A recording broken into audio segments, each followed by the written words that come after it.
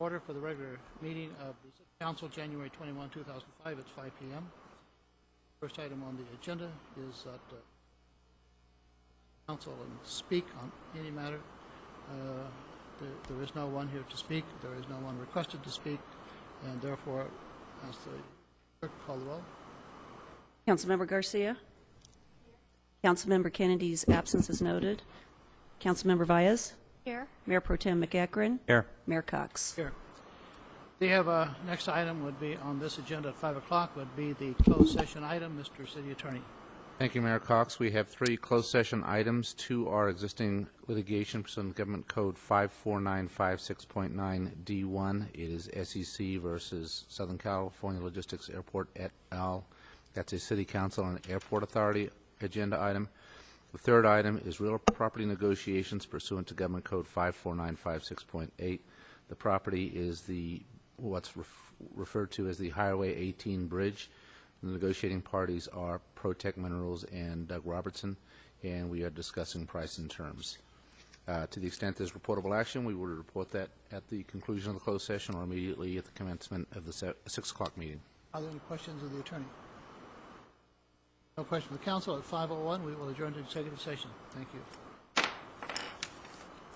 Our fiscal year for CDBG Home starts on July 1st, but there's a process that has to get started well in advance of the fiscal year, which includes an application process that we're currently in that process right now. Applications are due on January 23rd, and then in the next council meeting we'll actually be establishing a selection committee that will actually review applications that have been submitted, make sure that those applications are eligible. They'll determine eligibility, they'll score them, rank them, and then basically make eventual recommendations for award. Currently we're envisioning that just over $1 million is going to be allocated in CDBG funds, which will be available for public service projects, construction projects, and administrative operations, and then also an additional $299,000 for home eligible projects. The public hearing before you tonight is to take testimony only. There's no official action being requested or required of the council this evening. It's just to take testimony from members of the public, and also taking that comment and using it to help guide your selection process. Thank you for that input. So we have a number of people. Our speaker is Michelle Clark. Yep. Yes, come up to the microphone, please, and speak into the microphone. And she represents the High Desert Homeless Services, Inc. Hi, thank you. I just wanted to come to you and tell you guys, first of all, thank you. We have been a recipient of the CDGB grant in the past, and we are very grateful for that. Our services this year have been able to house 157 Victorville residents. A total of 500 residents came through our shelter. 35 to 40% of those were children. Our shelter is designed to help people who have lost their homes due to loss of income or natural disaster, to reestablish employment and reestablish stable housing, So I just wanted to have you keep us in mind for this year as you go through your applications, and we're still very successful and we're keeping moving forward. Thank you very much. Thank you. And Madam Clerk, before we call on the next individual, my timekeeping thing is not working, and so somebody.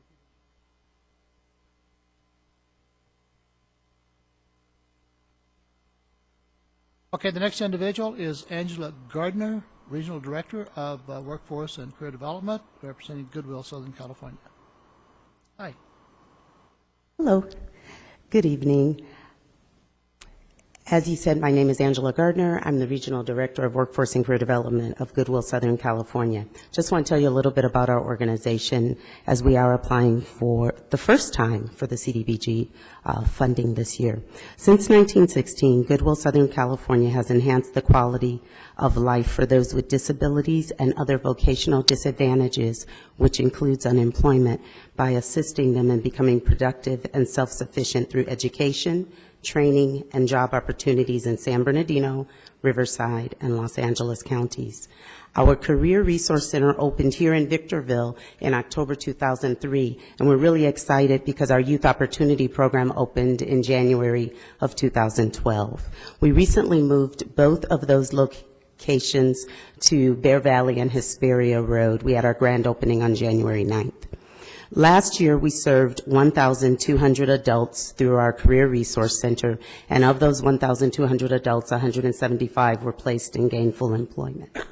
Our Youth Employment Program served 120 youth, and of that 120, 50 obtained employment, but what we're really excited about is 30 received industry-recognized credential in training, such as certified nursing assistant, solar panel training, and the like.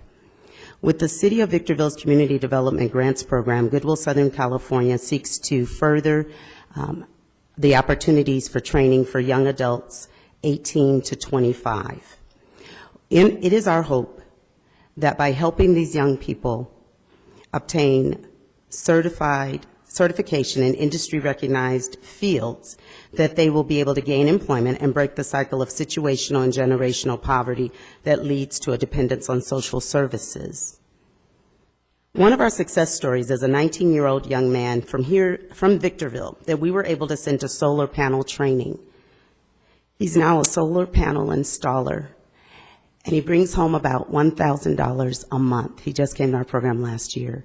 He's taken some additional funds that he saved and started his own clothing line and has his clothes in a store in the Mall of Victor Valley. And I'm really excited because next week he's going to join me as a featured speaker at the California Workforce Association Youth Conference that will be held in Anaheim on January 30th. So I appreciate your consideration of our application to further expand the economic base and promote greater employment opportunities for our youth and young adult population here in Victorville. Thank you. Ms. Gardner, thank you. The next individual representing Victor Valley Community Services Council, Midge Nicosia. Mayor and councilman, women, thank you for having me. My name is Midge Nicosia. I'm the executive director for the Victor Valley Community Services Council. The council is a very old private nonprofit, in fact, the oldest in the high desert. We were established back in 1956. We have not sought funds, CDBG funds, from the city of Victorville for a while, and we actually are granted funds through Hesperia and Apple Valley and service clients in those cities with our services. We provide free services for senior citizens that are poverty level or low income. We have a variety of services, but the services that we are asking for funding from the CDBG of Victorville this year is in collaboration with St. John of God. St. John of God is going to be doing utility assistance as they did last year through CDBG funds. We are actually collaborating with them so that we can access funds to help our senior citizens with utility assistance. We currently do that as well as we can with the funds we have available, but they're actually not set aside for that specific purpose. We do home repairs for safety issues, and we kind of get some of those utilities paid just because we know that it's a safety issue if a senior does not have heating, does not have water, and these seniors are on fixed incomes, poverty level. Often they've had an illness or something that has taken the money that they would usually use for utilities, and they get backed up in a 2-month or 3-month period, and they have the likelihood of being shut off, no electricity and no water. We know a lady who had no water and was showering with her neighbor for several months just because she couldn't afford her bill. So that's what we're asking. So when you will see the application through St. John of God, Victor Valley Community Services Council is partnering with them. We are asking for a specific dollar amount that would be set aside to help our seniors, and we will be classifying those seniors and making sure that they are worthy of that income, that source of money. We'll actually be paying those utility bills directly to the vendors to keep them up and running in their homes and keep them independent. Thank you very much. Thank you. The next speaker, the card that I have is Nicole Aragon, representing St. John of God.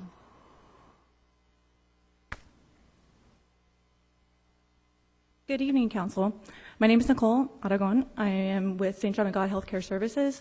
We have a program called Samaritan's Helping Hand. It's located in the low-income area of Victorville. Last year, we want to thank you for giving us funds to help the Victorville citizens, low-income households. We served nearly 200 households with low-income utility assistance and rental assistance. This year, we're collaborating with Midge, as she has told you, with Victor Valley Community Services Council, because we identified a need, and the need is senior low income. With that, we want to make sure that we are touching everyone in the area, knowing that Midge's prime population is seniors. We want to bring her in and start helping that population as well. Not that we don't already, but since she has a bigger base of seniors that need care, we would like to incorporate that into our grant this year. Also, on another note, we will be applying for the home grant. Our facility, St. John of God, is a rehab, drug and alcohol, and it's a 60-day or 90-day program. And on the facility, we are so old, we've been here for so long, that it is run on a sewer system. I'm not a sewer system, a septic tank system, and we want to plug into this sewer system. So we are able to expand the property, which is over 30 acres. The long-term 10-year plan is to have affordable living and housing for veterans who have substance abuse issues, mental health, and other people with substance abuse problems. So we're hoping to bridge that gap and jump that hurdle of having a sewer system available to our clients. Most of our clients, 95% of them, are low income. And I thank you for your time. Thank you. The next speaker for this public hearing item, B1, is Cassandra Black, representing Sexual Assault Services. Hello. Good evening, Mr. Mayor and council members, and I want to wish everyone a happy new year. In 2013, we were extremely busy, and if the last 2 weeks are any indication of 2014, we're going to be extremely busy again. Our last 2 weeks between Christmas and New Year's Eve, we were called out on 16 emergency responses initiated by law enforcement to accompany victims of rape to the hospitals, and these were adults and teens, and this count includes the High Desert as well as Victorville. Another example of just what we're about to see in 2014 as a result of last year is an increase of victims who are coming forth for counseling who have experienced human trafficking and sexual exploitation. Just as an example, a 15-year-old girl who resides in the High Desert was taken by a couple who then sold her for sex, taking her to Nevada, then Texas, and then back here to the High Desert. And she chose our agency to receive her counseling needs, and we did try to meet that. And so this is just an example of some of the things that we're seeing an increase in with our emergency responses and our counseling services. And so with that being said, we believe that we have a strong presence within the community as well as a reputation, and we are committed to being able to be consistent in our services and collaborations with other agencies. And just in addition to our normal activities, we will be facilitating empowerment workshops as well as promoting a youth advocacy program for teen prevention. So we thank you for your past support, and we are grateful to your consideration for any future funding. Thank you for your comments, Ms. Black. The next speaker is Judy Morris, representing Moses House. Hello. Hi. Good evening, everyone. I just want to say thank you for putting an emphasis, especially last year, on collaborative grants. We completed our first collaborative, we're completing our first collaborative grant with Rose of Sharon Life Center. And it has been a most amazing experience, and has, in fact, we're submitting again for the same type of collaboration, because Moses House is a resource center for single mothers who have young children or who are pregnant. Rose of Sharon Life Center is a pregnancy resource center. Interestingly, both of our agencies have, over the last year, realized the need to not just serve moms, but that dads are, vital. We've known this all along, but we've been able to incorporate the services to fathers through our nurturing parenting programs, through the fatherhood initiative that Rose of Sharon has, and intend to continue expanding that aspect of what we do. A lot of it probably wouldn't have come together had we not collaborated. Through the grant last year, we served 3,534 individuals from the city of Victorville. And our waiting rooms are completely full. Almost every day, I welcome you to come over and check it out for yourself if you'd like. We are located over on Anacapa Road, a block south of Bear Valley, and we are there from Monday through Friday, and from 9 a.m. until sometimes 9 or 10 a.m. with all kinds of services that we provide our clients. And I am just so grateful. I really am. I see the push towards collaboration as being a new. It's new to the Victor Valley in some ways, especially through the CDBG funding for the smaller grants. And I see it as being so beneficial, and I'm really excited to see what's going to be happening in the future. And I just really thank you for giving us that opportunity. I think that is all I have to say, except, again, thank you so much. And thank you for your presentation. This is still the public hearing for the Housing and Community Development HCD grants for fiscal year 2014-15. That's all the cards that I have at this time. Is there anyone else that wanted to speak on that particular item for the public hearing? Seeing none and having no cards, if there's no questions from the council members, I'm going to close the hearing. The comments that each of the individuals have made will be incorporated into the record and become part of the decision-making process when the HCD grants are funded. Thank you all very much for coming out and giving your presentation to the City Council. At this point in time, Madam Clerk, there is no further action to be taken on the item, is there? No, there is no further action. Well, that is it, that the purpose is to take all the input. We have done that, and it will be submitted then on down the line for the processing of these applications. Thank you. Next item on the agenda is the consent calendar. Mr. Mayor, before going on to that, I just wanted to announce, I just got a note that the system seems to have been worked out, so we should be recording and both audio and video at this time. Since the system is now working and we've already presented the certificate of appreciation to Deputy Ramirez, is it appropriate to go ahead and show that clip? Can we do that? Okay, they're not able to do that. All right, we will do it at another time. Believe me, it's worth seeing. Do we have any questions in regard to our consent? Not a motion is in order. Motion by Mayor Pro Tem McEachron, second by Councilmember Vyas.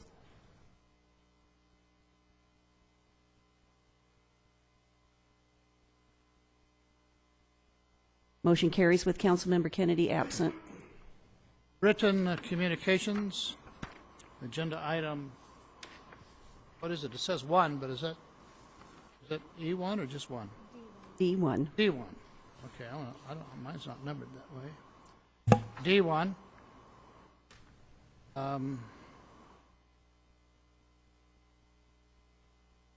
Agenda item number 1. Are there any questions from the council members? We have a motion. Motion by Councilmember Vyas, second by Councilmember Garcia.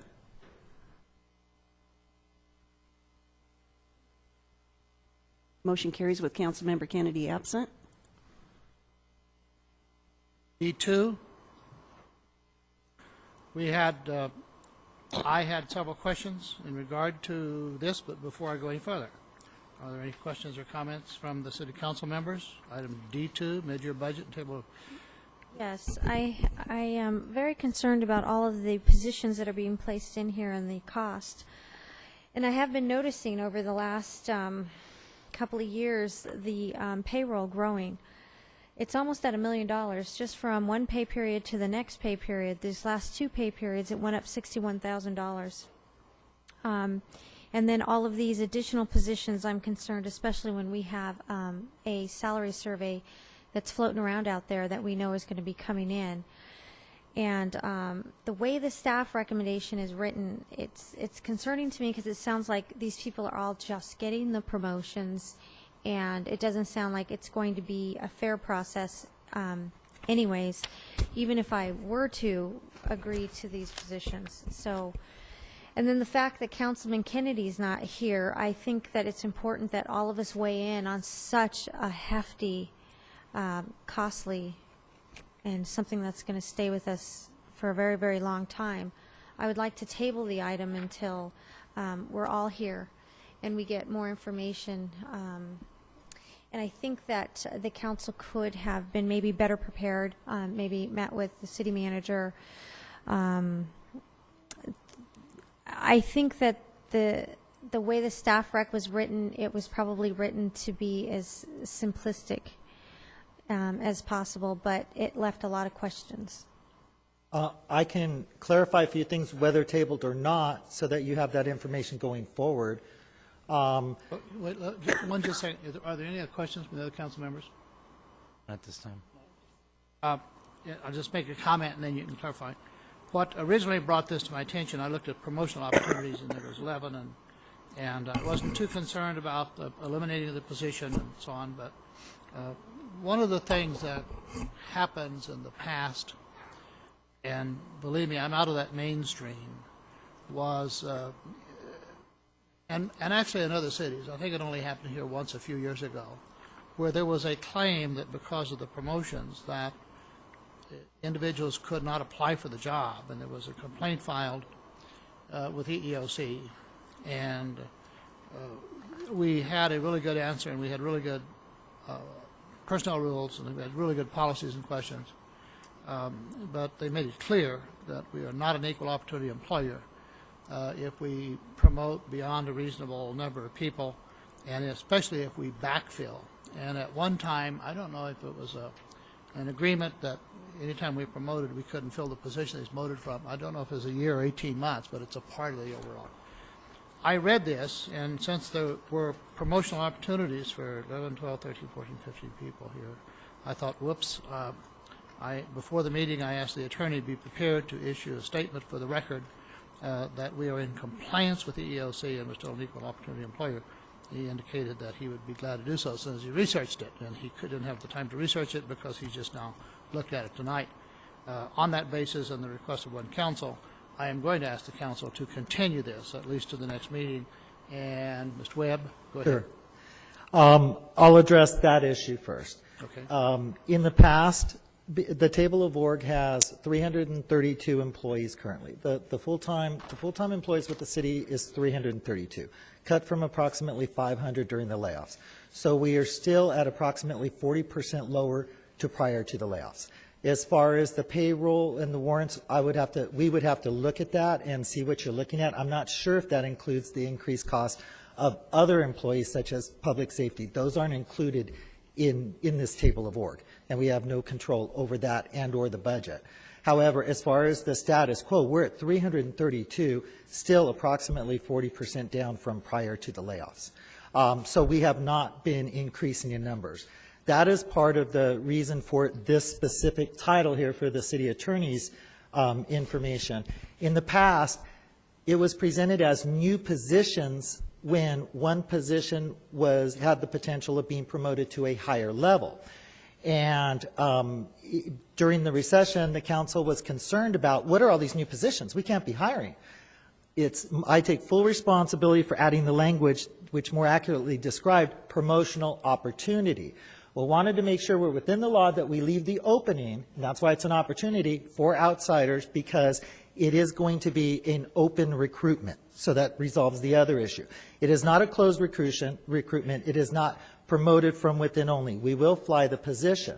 However, most of these 11 people out of 332 employees that we currently have, those 11 positions, most of those have been working out of class pre-recession for approximately 6 to 8 years.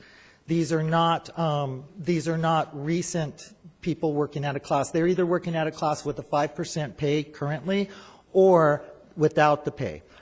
For instance, there was a department created years ago upstairs, which now I'm overseeing. There's no department secretary. So we've had a clerk typist at the lowest salary working full-time and weekends covering the department secretary position. Obviously, over six years or so, she has earned the respect of all 3 divisions upstairs. However, it's not a given, and it will have to, by law, be flown. And the law that requires that is no longer affirmative action. It is, however, our city rules and regs, and we fully intend to comply with those. So it is that was the closest that I could come to differentiating what's an additional body versus intended for people who are currently working out of class. One more thing on that issue is I had stated that we are still at the approximately 40% down in City Hall personnel, full-time positions. Some of these have been restructured. For instance, upstairs in administrative services, what we've done is we've had some retirees. We also had numerous part-timers working in the cashier cages. One of the things we wanted to do was absorb those part-timers and eliminate part-time positions totally, with less full-timers working and a greater commitment to the city, and we have done so. Those aren't reflected here because you don't see part-timers. What we've done is, through restructuring, is we've actually reduced some of the positions in order to train and promote from within. The attempt here is to retain those educated and trained people who have hung with us and have served in these positions for numerous years. This was not intended as a free-for-all, and that's why we did meet with the city manager, the city manager's office, and review all of these upon the various directors' requests. One more thing just to note for the employees. I'm not sure, like I said, about the payroll warrants, and your chief financial officer is here. I'd hate to put her on the spot because I don't know if she's prepared to analyze one versus the other, but we will definitely bring that material in comparison studies as we typically do on July 1st. And it was, as I stated, the wording itself was my intent to separate between additional bodies, which we caught flack for a few years ago, and retaining talent from within and attempting to provide opportunities for promotion while still staying within the law and having full-on recruitments. Also, these 11 positions, as the new positions are adopted, the old positions are eliminated, so it's not an 11 additional positions. And the last thing that I'll say, I did mention about the recession and the workforce. I just would like to remind the council too, your workforce is still on a furlough, is still under a 10% cut for working 36 hours a week, just in general, so that you don't think we've gone hog wild. I have a question. Yes. That I may have not heard you correctly, but you indicated that the positions that if they promoted the old positions would not be filled? Correctly. They will not be backfilled. So if you go to recruitment and they don't get the job, we have 7 people here who could lose their jobs, in theory.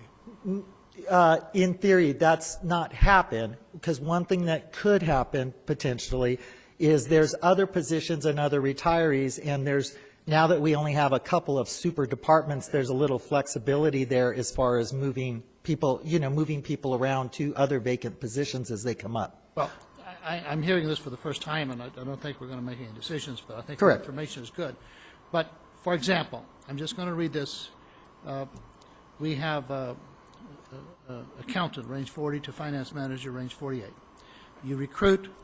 I'm assuming there's going to be a temporary assignment of the employee. I'm assuming that there's going to be a budget amendment or there's extra appropriation someplace. Question to the attorney or someone, I know that you adopt the budget by public hearing. I would assume if you're going to modify the budget, it also requires a public hearing, but that's not really the question. So you go out and recruit, and Jane Doe, John Doe comes in and gets a job at 48. What happens to the accountant that's presently on range 40? If there is no other position available at the city, you cannot hire, you can't hire the other position without making room for that position. As I stated, You can't fill the finance manager position? yeah, we can fill the finance manager position. However, the accountant is currently in that position. There would have to be another position found throughout the city for the accountant if that occurred. I don't know. If This you're- isn't- If the intent, and I'm not picking on Right. that, just have to do the first one, if the intent is to open up the finance manager because of the demands, and the current person who's an accountant or in the account range 40 gets successfully interviewed and gets the job, they then get promoted to range 48, that's a promotional opportunity, and the account range 40 then is eliminated on the table of organization. On the other hand, if they have a temporary for 3 or 4 months and then they recruit, and a more qualified person comes in and gets the job at 48, what happens to the person that's currently on range 40? That's an if I can't answer. It hasn't happened in the 10 years I've been here, and this is the way we've done it, as far as I know. So we're going to recruit, but nobody's going to get the job except these people then? That's not necessarily true, because there are retirees and there are people that leave, and there are other positions available. But We're going to continue this. There's we too many are questions. attempting to correct that in the rules and regs. Unfortunately, they didn't come to you at this point, again, with the delay of the class and comp study. What we did do is we did look at the class and comp information we had to date, which is not comprehensive, and made sure one of the things that Doug asked was that nothing be in conflict with that. So we verified that these are not in conflict. And like I said, most of these people are working out of class or provisionally working in those positions currently. Bill, I think that what you're trying to do is a reorganization, is that correct? More catch up, if you're talking about administrative services, If you're yes. looking to eliminate positions, Mhm. you would need to reclassify those positions, and it sounds like that's what you're doing by reclassifying positions. No, I'm not doing, that part I'm not doing any differently. This is exactly the way it has been done, other than, this is exactly the way the table of org has been done for the last, as I said, as far back as we know. You put in a new position and you take out the old position. So basically, you have an accountant and you add a finance manager. The way it's written, the way it looks, and if it were challenged in court, you would lose, because it's very, very biased here. Either you're going to reclassify the position or you're going to reorganize the city. One comes before the other. But the way it's done here, I don't think you're going to have a leg to stand on if somebody sues. Otherwise, they're going to say, you know, everybody got these positions and that's just the way it is, and that's the way it was written, and the council approved it. I think maybe retaining a consultant to help you through a reorganization or reclassification process, and maybe explain what it is you're trying to do and why you're trying to do it, rather than doing it this way. This isn't a reorganization. This is the positions, not the people. We're changing the position of accountant to position of finance manager. Then like I that's a said, this is- reclassification of that position, and that would fall under a restructuring or a reorganization. I understand what you're saying as far as the reorganization. This is in effect the physical change on the table. But it's going to affect the recruitment process, and you have to make sure that you are on sound land before you do this, because if for some reason you do give it to everybody that is in that position, that's not going to look fair to the people on the outside. If you don't give it to them, it's not going to look fair to the people on the inside. So I think that maybe legal should help you through the process so that it's done properly. It's what you're trying to do is reclassify those positions. And I'll be happy to take the information and work with legal that you've given in your concerns. That's not an issue at all. I did just, like I said, wanted to point out and clarify what the intent was and what the process was. And the only thing, as I stated, this is basically the process we've continually gone through, but we're hoping to change that process with the upcoming rules and regs. I apologize for cutting you off, but we have enough questions from the council, and if the individuals are currently doing it, and there's not an urgent matter here, we have enough questions directed to the manager, and that we're not going to deny it, we're going to continue it. Is that acceptable with the council? So we will continue this matter till the next regular session, and the council members who have questions, direct them to the city manager or the city attorney, and we'll probably address this as soon as we can get all of that back before us. Can I have a motion so that it'll formally be in a minute order to continue this item? So moved. Second. We have a motion and a second. Motion by Councilmember Vyas, second by Mayor Pro Tem McEachron.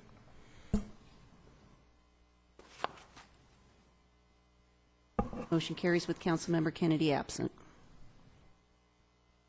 The next item, 3, is that D3? Request to ratify the award of a contract to Arizona Pipeline Company for the installation of natural gas infrastructure. Questions? We have a motion. Motion by Mayor Pro Tem McEachron, second by Councilmember Garcia. Motion carries with Councilmember Kennedy absent. The next item is a copy of a previous agenda. New traffic signals, La Mesa at Delgado Road, Elevado Road, Pacoima Road, the interconnect conduit from El Rio to Amethyst, etc. Staff recommends City Council. There's 2 questions here. Appropriate additional funds as follows: $16,000 each from the Major Street Arterial Fund, number 255, Water District 1, Fund 410, and 270 from the Police Department. Approved contract and change order 1 in the amount of $103,703 to Belco Elecnor Electric, Inc. to extend the conduit and fiber optic connections. Questions of staff? If not, motion would be in order.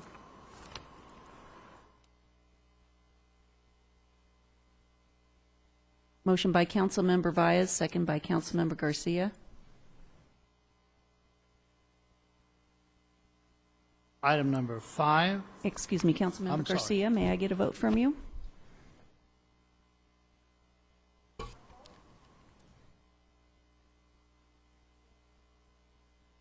I'll enter that as a yes vote, and motion carries with Councilmember Kennedy absent. Agenda item 5, request to approve amendment number 8 to the General Services Provider Standard Agreement with Astrom Utility Services.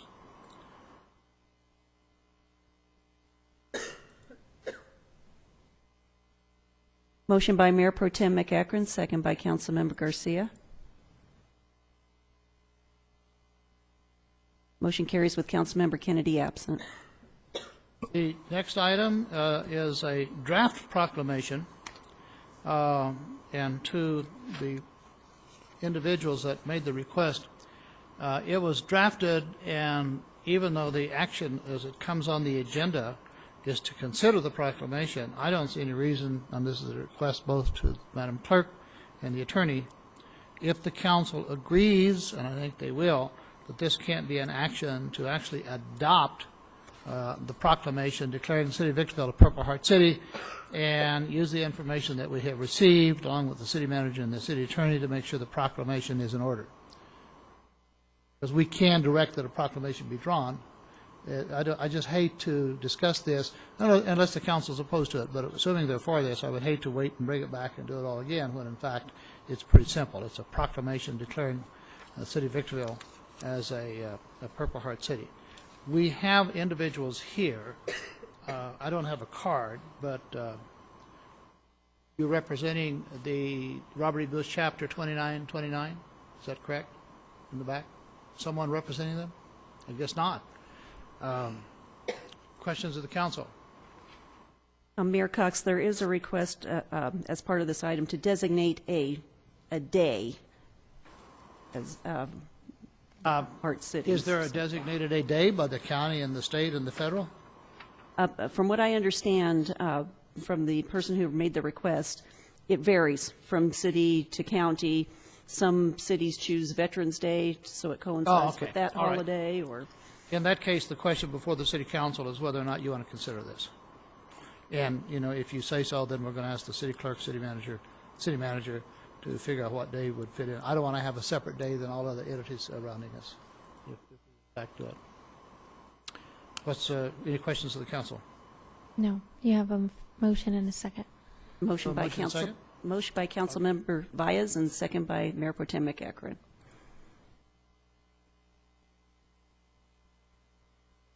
Motion carries with Councilmember Kennedy absent. The next item on the agenda is D7. This is a resolution, consider adoption of a resolution of City Council changing the meeting to once a month.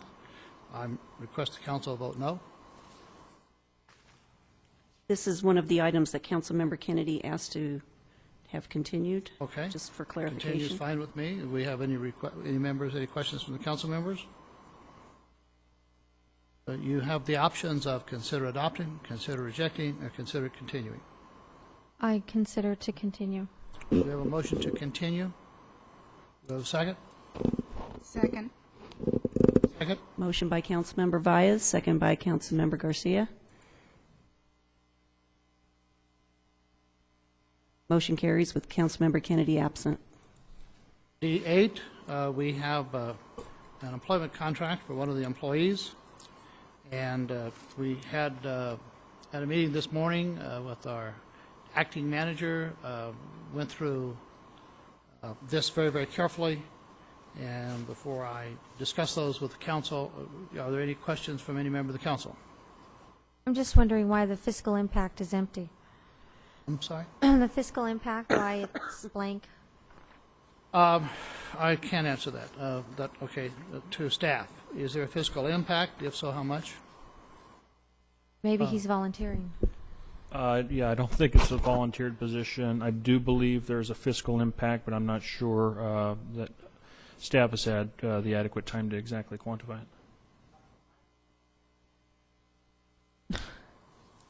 it. It is comparable?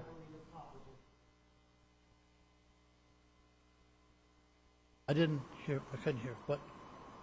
Staff believes at this time that the salary that's proposed in the contract is comparable to the salary that's currently being earned by Mr. Guntert in his acting capacity. I would like to table this item until we get the proper information. The complete Okay. staff rec. Before we, I have a question, and then, sure. you can make a motion. I just noticed something in this. I guess I am asleep at the switch. I didn't know until today that all department heads have a 6-month severance. And, that's decided by the city council. That's okay. I suppose that's coming in. I didn't know that it was a 6 months severance. And I tried to go back and pull out my budget to find out, like PERS, where we're obligated to pay, in this case we'd be obligated to pay. You count the number of department heads, you count the potential payout, and I find it not in the budget. Question? Budget? No. All right, we're going to. Can you restate your question? I didn't understand your question. I think what he's trying to say is It's a potential obligation of the city, and obligations have to be budgeted. it would be budgeted as a liability to the city if for some reason they were all released. You have it someplace? No? Okay, well, we're going to continue it. We'll get that question and several other. And there's a motion and a second to continue. May we vote? Just so that I'm clear, I'm sorry. The question is, because you have a severance obligation in the contract, do you book it as a liability? Is that the basic question? Because I'm also understanding that part of the answer to that question is likely going to be, when do you book a liability? Do you book it when it's actually realized, or when you're just anticipating it? I would imagine when you anticipate it, just like you would book your sick leave, your vacation, so it should be booked into the budget. Because that was one of the criticisms that we had a few years ago, is that we had all this payout for vacations and we hadn't booked it. Therefore, we had a potential deficit that we hadn't counted on. I think they have changed that, where now we take all that into effect. I would assume this would be added to that. Yeah, okay. We're going to continue. We have a motion and a second to continue. Motion by Councilmember Vyas, second by Councilmember Garcia. Motion carries with Councilmember Kennedy absent. Next item, D9, 4 bid proposals for SCLA Fuel Farm Phase 2. All the bids were open. You kind of got ahead of me. If we're going to be awarding all of these bids, which are extremely high, I was just curious why there wasn't a fiscal impact here. Acting. Oh, it's going to reject all bids. Sorry. Why was I reading all of this then if it was rejecting? Okay, simple motion, reject all bids. Motion by Mayor Pro Tem McEachran, second by Councilmember Vyas.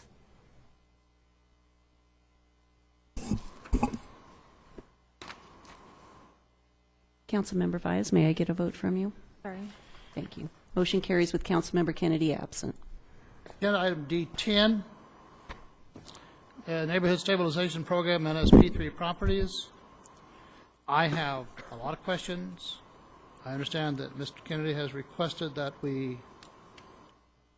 this is an item that he's requested be continued. I concur. Any questions from the council members or comments? I think we need to continue it. No objections from the council. We need a motion and a second to continue. And I don't see any reason not to have item 10 and 11 and 12 to all be added together. And 13 And as well, 13, I believe. And 13, all of them. Okay? Motion by Councilmember Vyas, second by Councilmember Garcia. Is it understood that that's 10, 11, 12, and 13? Understood. Okay? Motion carries with Councilmember Kennedy absent.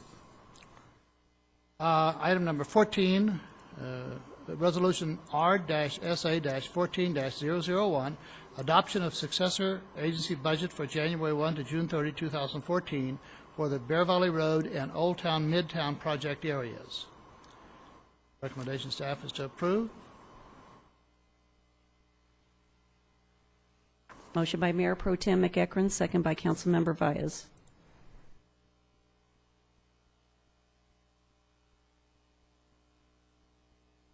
Councilmember Vyas, may I get a vote? Motion carries with Councilmember Kennedy absent. We are now at E1, which is the public comment period. I have one card from Hakeem Majid Sr. Indicating that they wish to testify. Please come forward.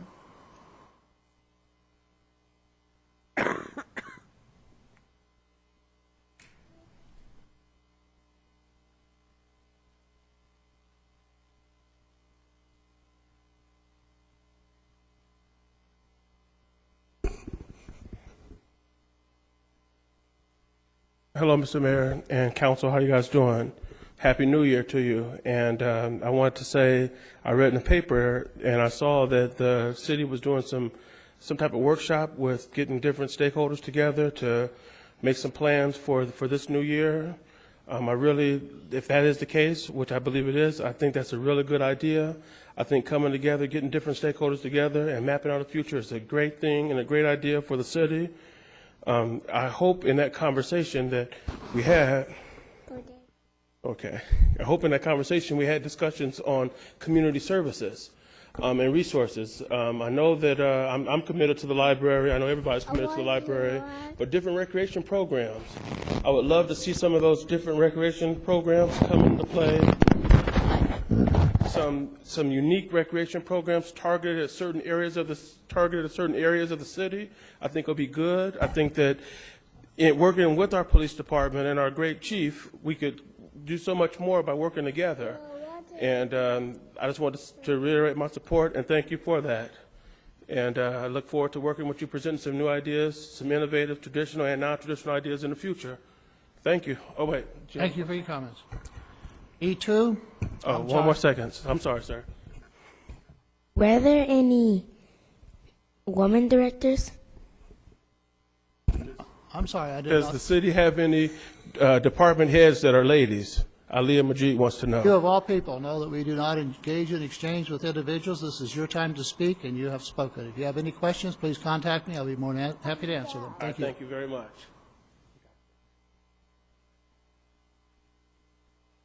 E2, discussion and possible action regarding items for the upcoming city council agenda. Items? I have none.